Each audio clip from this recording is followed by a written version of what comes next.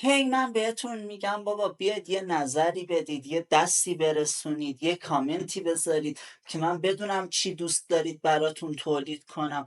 نمیگید؟ خب بکیرم. از این به بعد هرچی خودم دوست دارم تولید میکنم میذارم اینجا، هر کی میخواد ببینه، هر کی هم نمیخواد نبینه. به جهنم، چقدر منت شما رو بکشم. از این به بعدم توی این پلیلیست تا زمانی که شما خواننده دیگه ای، شاعر دیگه ای، کس دیگه ای رو معرفی نکنید نامجو میذارم. من نامجو دوست دارم، از این به بعد نامجو میذارم، همینی که هستش. میخواید بخواید، نمیخوایدم خودتون بگید چی بذارم. یکی دیگه از آهنگای نامجو که خیلی دوستش دارم آهنگ الکی نامجوه. تشبیه ها فوق‌العاده، ادبیاتش فوق‌العاده، آهنگش فوق‌العاده، موزیکش فوق‌العاده و پوچگرایی اصلا یه چیز فراتر از آهنگه. موزیک الکی نامجو به نظر من اصلا یه موزیک نیست، یه چیز فرابشری، یه چیز فوق‌العاده است. انگار یه آدم فضایی از اون بالا داره کارای ما رو نگاه میکنه و میگه چقدر الکیه. به نظر من اگر کسی آهنگ الکی نامجو رو درک بکنه واقعا میفهمه این دنیا و این زندگی چقدر پوچ و الکیه و اون آهنگ الکی نامجو چقدر واقعی. دیگه اولش رو پلی کردم، الکی حوصلتون رو با موسیقی سر نبرم، بریم سراغ لایریکس متن آهنگ ببینیم چیه. از آمدنم هیچ معلوم نشد، یک نما از آمدنم هیچ معلوم نشد، یک نمای الکی. چقدر قشنگ. به دنیا آمدیم هیچ چیزی نشد تهش، یک نمای هویت ساختگی، یه هویت علکی، هویتی که خودت ناب نساختیش، همش اثر جامعه، این و اون، هر کس یه اثری توت گذاشته، یه هویت علکی پوچ. یه وقتایی میبینی بابا اصلا یه ور دنیا یه چیز دیگه است، یه دنیای دیگه است، ما توی یه دنیای دیگه ایم. علکی. یک نما یلکی. این جان نزارم هیچ پالوده نشد. این جان نزارم هیچ پالوده نشد، یک صدای علکی. اصلا چقدر اینجا جالبه آقا. روح نزار، حالا اینکه این نزار و اینا یه بخش عرفانیشه که برمیگرده به صاحب تبریزی، کاری نداریم فعلا. این روح من هیچ پاک نشد، هیچ وقت پاک نشدش، صدای الکی بودش، صدایی از بطن وجود، از بطن روح نبودش. شنیدی میگن از دل برای هرچه بر دل نشینن، یعنی صدای خود روح هم نبود، صدایی بودش که به من یاد دادن، به من گفتن و گفتم یه چنین چیزی. از سطح خرافه این زبانم نگذشت، یک صدای یلکی، یک صدای یلکی. از سطح خرافه این زبانم نگذشت، یک صدای علکی، یک صدای علکی. این خودش خیلی حرفه. یعنی چی؟ یعنی اینکه آقا از سطح خرافه این زبان من نگذشتش، صدای علکی. فقط مثلا گفتم که ایشالله ماشالله، اصلا نمیدونستم آقا این ایشاللهی که میگی چیه، این ماشاللهی که میگی چیه، واسه چیه، چرا خرافه، چرا بعضی چیزا، نمیگم حالا ایشالله ماشالله خرافه هستا، چرا بعضی چیزا مثلا چه میدونم میگه که انرژی منفی، انرژی مثبت گرفت. خرافه های یه سری چیزا واقعا هستند، قبول دارم، اما یه سری چیزا هم واقعا خودتون بشینید هر کس به نظر خودش خرافه چی رو میبینه. میگه این خرافه، این زبون از این بالاتر نرفتش، یه فکر بالا تو ذهنم نیومدش، یه فکر عمیق، یه فکر فلسفی، یه فکر نو توی ذهنم نیومد، یه چیز ناب توی ذهنم نیومدش، همش خرافه، همش اون چیزایی که دیگرون بهمون تقلید کردن اینا. گل یافته شد به دست من پوچ نشد. گل یافته شد به دست من پوچ نشد. آره یه تشبیه میادش اینجا، گل یا پوچی که میگه، منظورش از گل یا پوچ هدفه. هدف رو پیدا کردم اما بهش نرسیدم، پوچش نکردم. چون که داره از بازی حساب میکنه میشه هدف بیش.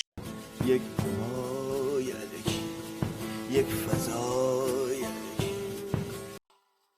یک فضای علکی، فکر کنم راجع فضای مجازی داره میگه. از آمدن و رفتن ما سودی کو. یک حبوب از آمدن و رفتنمون سودش کجا بوده؟ همش فقط یه هیبت و بوت الکی و هیبت کنیم. سودش چی بود؟ سودش چی شد؟ چی شدیم اصلا؟ الکی. یک حبوط الکی، یک سقوط الکی در دام بوت و سقوط اصلا خودش یه چیز اینجاست، تضاد و اینا که میره خیلی جالب میشه.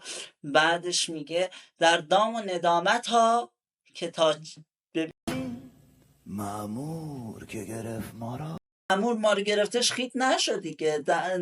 پشیمون میشی و میگی به خدا یا الکی، به خدا میگی و غلط کردیم تمام شد رفتش. یک به خدا الکی. خر از سر شحنه یک نمد ساخت ولی یک کلوی الکی، یک کلوی الکی سر تا این یه ضرب المثله. نفهمیدم این یه تیکشو. سر صحنه آش نظری بود نیتوی الکی. دیدید آشورا میشه، تاسوعا میشه، اونایی که کل زمان به زمین و زمان فوش میدادن هم نظری درست میکنن، نظری میدن. یه نیت الکی. آش نظری چی؟ نظر چی؟ نیتت چیه؟ اصلا شکم کیو میخوای سیر کنی؟ این همه کس هستن که میتونی با اون پول خیلی براشون بهتر خدمت کنی. حالا من کاری ندارم، نمیخوام وارد بحث اعتقادی بشم، اما واقعا یه وقتایی الکیه. تو یه کار دیگه بکنی آقا، اون پول رو یه فقیری توی این دور زمونه دست یه نفر بگیر، بهتر از اینه که نظری بدی حالا واسه نظری های الکی. اصلا بعضی آخه نظری هاشون هم حتی از روی ریا و نمیدونم مثلا حاج محمد بازاری تهران هر سال باید اینقدر نظری بده. نظری های نیت های الکی. آقا نیت مثلا واقعا نیت ها رو بعضی ها رو ببین، مثلا طرف خدا یه ماشین بگیرم چیز کنم، خدا بابا اصلا نمیخوام بگم و واقعا اینا آرزوی برای یه نفر، ولی این که اصلا آرزو باشه برات خیلی خنده داره. خب یعنی چقدر یک جایی باید ارزش انسانی رو پایین بیارن متاسفانه که اینا آرزو بشه برای بعضی.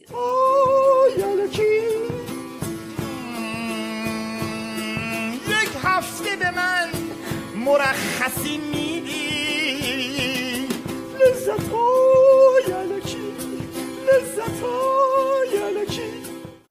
هفته به مرخصی میدی، این یه هفته مرخصیت رو چیکار میکنی؟ لذتای الکی، پوچ، دوباره پوچ. چون که منظورش این نیستش که حالا تفریح و اینا پوچه ها، پوچی این زندگی رو داره میرسونه. یک هفته میری یه مرخصی میری، دوباره میای بعد کار کنی، یکی دیگر رو پولدار کنی، یه زندگی دیگه ای رو شاد کنی، یک سریال رو راضی نگه داری. این یعنی نفس خودت، خود انسان خودت چی برای خودت داره میگه. متوجه چیه داستان؟ گلای پاولوروسی حال کرده، یک گلای الکی. این یک نوع گلی کشیدنی با اون گلای پاولوروسی حال کرد، یه گلای الکی حال میکنی، نشه میکنی 2 دقیقه نشگی، حالا بعدش چی شد؟ بازم باید برگردی به همین زندگی گوهی، نشه شدی بالا رفتی هر جا رفتی بازم باید. نمیگم نکنید، من خودم هم میکنم یه وقتایی، اما تهش پوچی این زندگی، میگن پوچی رو داره قشنگ میفهمونه. متوجهی؟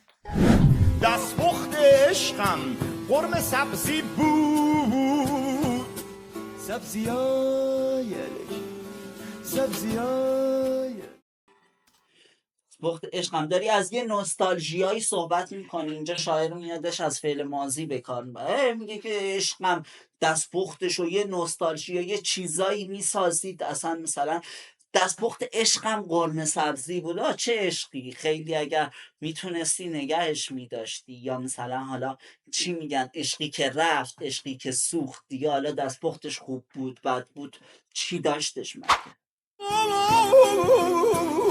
نوستالژیای الکی، نوستالژیای الکی. ایام قدیم مردونگی بود، هیبتای الکی. ایام قدیم مردونگی بود. چی داری میگی؟ مرد چی؟ زن چی؟ بابا هممون آدمیم. ما رو کی جدا کرده؟ یه چیز لاپامون مگه جدا کرده؟ اگر قرار بود جدا بکنه این دوتا همو تکمیل نمی کرد. دهن منو باز میکنی. خب یعنی اصلا حق و حقوقا یکی باشه. خب متوجه چی میگم؟ این هیبت ها چیه؟ مرد هیبت داره، زن هیبت نداره. زن زیر خوابه، زن خار داره. بابا نکنید این کارو. زنم هیبت خودش رو داره. هر کس اصل زندگی، اصلا مردونگی و زنونگی چیه؟ آدم باشی. الان تازه دارن میگن مردونگی چیه، زنونگی چیه. دین من انسانیت انسانیت انسانیت. خب واقعا انسانیت اگر باشه خیلی چیزا متفاوت میشه. وقتی بچه بودیم نون خونگی بود، مزه های الکی، مزه های الکی. وقتی بچه بودیم گاهی اوقات بعضیا دیدی یه مثلا نوستالژی رو یه جوری تلقین، بابا نون خونگی داشتی. خب نون خونگی داشتی، نون بیرونی داشتی، حالا مزهش هم آنچنان تفاوت نمیکنه. میخوری ته تهش میبینی شکم تو سیر کردی. ولی یه جوری میگن بعضی نون خونگی داشتیم، اصلا چی بودش، تنور داشتیم تو خونمون. ده آبادان که بودیم شیرشه دستشویمون آفتابش از طلا بود. اینجوری میگن. آبادان که بودیم خدا بودیم، سگ در خونمون پلنگ بود. تا حالا جمع روشن فکرا رفتی؟ جمع روشن فکرات حالا رفتید ببین چجوریه، چه چیزایی میگن. شن فکرای الکی، چهره های الکی. روشن فکر چهرهای علکی علکی گندش میکنن. حالا این یه داستان یه جایی راجع به این علکی میگفت، خیلی جالب بودش. میگفتش بابا خیلی از مثلا آدمایی که میبینیشون اصلا یارو مثلا کنسرت میذاره واسه اینکه این وسط یه پولشویی خیلی بزرگی انجام بده، خیلی، یا مثلا یه نمایشگاه میذارن، یه گالری میذارن، این وسط پولشویی آنچنانی انجام میدن. یا مثلا برای گرسنگان آفریقا یه چیز میذارن، یه شرکتیه دیگه توی آفریقا هستش الان، مثلا چه میدونم بهترین راهه یک کشور بی صاحب، یه مشت مردم گشنه، یه لقمه واسه اونا میندازی و واسه خودت پولای گنده ای رو این ور اون ور میکنی توی آمریکا، توی این ور توی اون ور جابجاشون میکنی. این از چی داره میادش؟ این اون کثافتی زندگی رو داره میرسونه که بعضی ها مثلا تازه خیرخواه و اینجور چیزا هم میشن. ولی چی متوجهی؟ یه چیزی من پیروزو داشتم میگفتم، مثلا آدم فقیر نمیتونه پولدار بشه، یه سطحی داره. خب بعد از اون اگر تو بخوای بالاتر بری، میگم مثلا تو، من فقیر نمیتونم ببینم که آقا این پولی که دارم در میارم از این راه روش خون چند نفره، من حق کارگرم رو میخورم، حق چی رو میخورم، چی رو میخورم. به خاطر همین یه حد و حدودی داره آخرش. یعنی اصلا ماهایی که درد کشیده باشه آدم نمیتونه از یه جایی بالاتر بره. خب طنز تلخ. نمیدونم چرا اصلا بحث به اینجا کشید. تا حالا تفریق روشن فکرا رفتی؟ تیکه ها تفریقشون رفتی، این جمع و تفریقای روشن فکری مثلا بشینی تو بحثاشون شرکت بکنی، دیدی پوچ الکی. به خدا گاهی اوقات مثلا میشینن از فلسفه اگزانسیالیسم یا نمیدونم یه اسمای گنده. من خیلی وقتا میگم من خیلی از اسما رو دوست ندارم حفظ کنم. آقا چرا حفظش کنم؟ چرا حفظش کنم؟ میدونم چیه، تموم شده رفتش. حالا مثلا این تک تک این فلاسفه رو مگه من باید بخونم؟ مگه منو مجبور کردن؟ مگه چرا؟ چی باید فرق کنه؟ حالا کسی که دوست داره جداها، ولی یه جایی مثلا میری یه نفر میگه تو هنوز اسم فلان فیلسوفو بلد نیستی، اومدی واسه ما. تویی که بلدی چه گویی خوردی؟ ببخشید دهنم ادعاهای روشنفکری که میبینی زیرش یه عالم لجن خوابیده، متوجهی؟ بعضیا واقعا میبینی مثلا اون لحظه طرف استاد دانشگاه هم فلان هم بسانم، ولی واقعا هیچ درک و شعوری نداره. حالا با رئیس وستینگ هاوس شام خوردی؟ لحظه های الکی، لحظه های الکی. وستینگ هاوس یکی از کارخانه های الکتریکی آمریکا، با رئیسش تا حالا شام خوردی؟ یه لحظه های علکی. مثلا آقا میگه که بابا رئیس وستینگ هاوس نشستی باشون شام خوردی چی؟ بعد میبینی آقا اصلا کلا دنیاتون دو تا دنیای متفاوته، اون در فکر چی، تو در فکر چی، اصلا توی اون دنیایی که اون بازی میکنه تو رو بازیت نمیدن. چی داری میگی؟ برای اون دنیا ساخته نشده باشی، میفهمی چقدر پوچه، همون دنیا هم پوچه. تا حالا از کسی دل بردی؟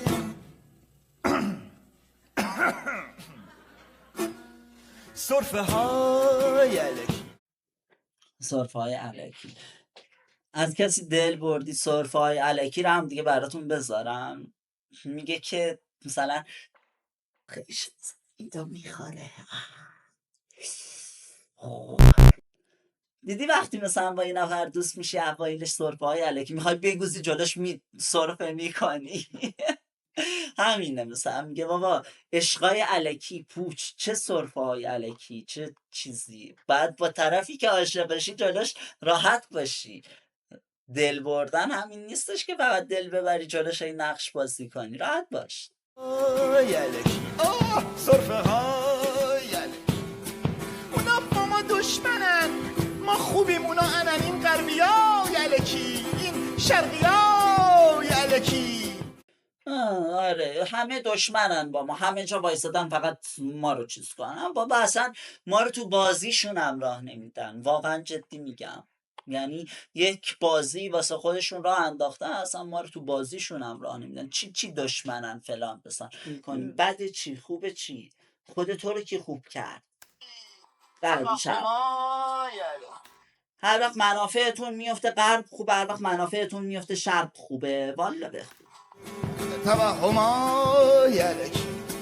تا حالا تاریخ ایران قبل از اسلام رو خوندی؟ این به خدا ببین، این یه چیزی که خیلی دردم میگیره. من چند وقت پیش جایی بودم که راجب نوروز اومدن حرف بزنن و خیلی هم میومدن دفاع میکردن، یه تاریخ هایی میگفتن نوروز 14,000 ساله، نمیدونم دیگه کم مونده بود برسن به عصر دایناسورها. گفتم بابا حداقل چیزی که میخوای ازش دفاع بکنی بدون چند سال از چه جوریه، چی هستش، اصلا نمیدونم والا. دانشای الکی، دانشای الکی. تا حالا راجع به کوروش چیزی بگو؟ چه کوروش خوندی؟ بابا تو خوندی؟ والا اگه خونده باشن بابا به خدا من یه وقتایی مغز از سرم سوت میکشه. آخه این خبر زرد از کجا میارید شما؟ بعد میگید نه فلانجا نوشته. بابا چی بگیم؟ نمیگم من خوندم و به خدا نخوندم، ولی بیشتر چیزی که میبینم بیشتر خبر زرده تا یه چیز موثق، یه تاریخی که یه نفر بیاد یه تعریف درست ازش بده. افتخارای افتخارای. افتخار ایران. بابا خودت چند، خودت چی؟ افتخار به چی آخه؟ افتخار به کی؟ گیرم پدر از ابوالفضائل، از فضل پدر تو را چه حاصل؟ تو خودت چی؟ اینا بکش رو. تا حالا با زنی که پلریکور خون باشه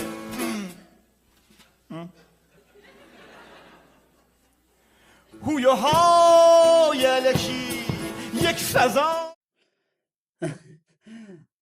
بعضی رو دیدی مثلا میگه که من فقط هگل دوست دارم، من فقط پارلیکار دوست دارم. مثلا شاید فقط اسمش رو میدونه، اصلا از روی فلسفهش و خیلی چیزاش هم هیچی نمیدونه. میخواد بگه من خیلی میدونم، من خیلی دانشمندم، میدونستید؟